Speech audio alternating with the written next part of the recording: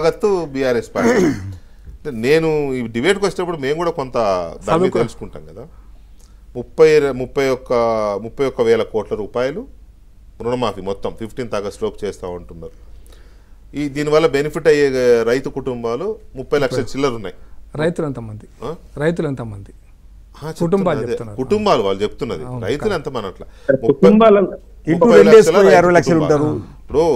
ఇప్పుడు ప్రకాష్ రెడ్డి గారు అంటారు కదా, ప్రకాష్ రెడ్డి గారు కొడుకు మీద ఒక పాస్ బుక్ ఉంటుంది, అట్లా లెక్కేరు కదా. పెళ్ళైన తర్వాత ఇండిపెండెంట్ ఫ్యామిలీస్ వేరు ఉంటారు సార్ ఊర్లలో. అంటే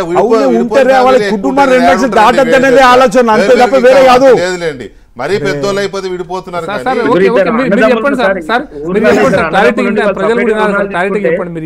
అదే చెప్తున్నా, 30 లక్షల కుటుంబాల్లో సుమారుగా ఇంకొక 15-20 లక్షల మంది ఆ కుటుంబాల్లోనే ఉన్న సెకండ్ ఫార్మర్స్.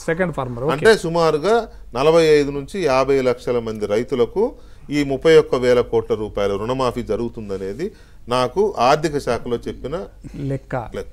నా లెక్క ఏంటంటే సార్ మీరు చెప్పింది కరెక్ట్. బ్యాంకు వాళ్ళ లెక్కలు నమ్మను నేను.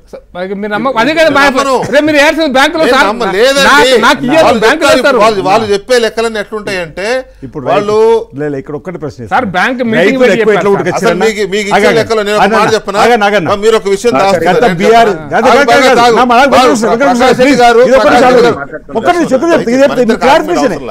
ప్రకాష్ రెడ్డి గారు ఒక విషయం కన్వీనియంట్ గా దాచారు. అదేంటో చెప్పనా, డిసెంబర్ 2023 తర్వాత తీసుకున్న లెక్కలు కూడా మీరు కలిపొచ్చారు. దాదాపు 15-20 లక్షల మంది వాళ్ళే ఉన్నారు. లేదు ఉండరు,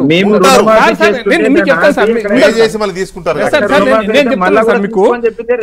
ఖరీఫ్ లో మీరు తీసుకుంటారు కదా. మళ్ళీ రబీలో ఎన్ని కుటుంబాలు ఎంత తీసుకున్నాయి? రబీ పంట కూడా జనవరి లాస్ట్ సార్ రుణం ఇచ్చేది. అంటే మీకు ఇంకా క్లారిటీగా బ్యాంకర్స్ గురించి మీకు క్లియరిటీగా చెప్పండి, చూసే వాళ్ళకి కూడా చెప్తున్నా సార్.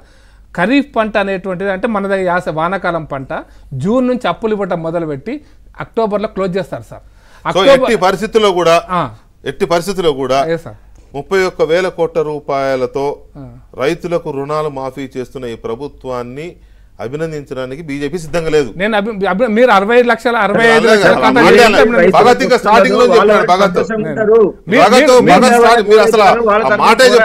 నేను ఆ మాట కాదు సార్. మీరు రైతులకు ఇచ్చినటువంటి వాగ్దానాన్ని నిలబెట్టుకోకపోతే రైతులను మోసం చేసి అంతే.